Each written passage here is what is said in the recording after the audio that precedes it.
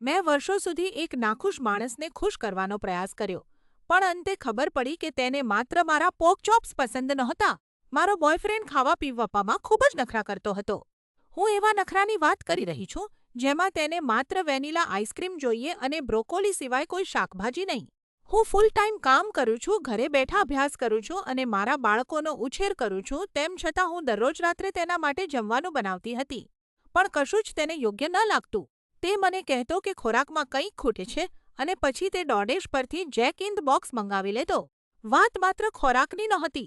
તે મારી ભેટોની ટીકા કરતો, મને શું પહેરવું જોઈએ તે કહેતો અને જો હું આરામ કરું તો મને આળસુ કહેતો, જ્યારે તે પોતે આખું વીકેન્ડ વિડીયો ગેમ્સ રમતો રહેતો.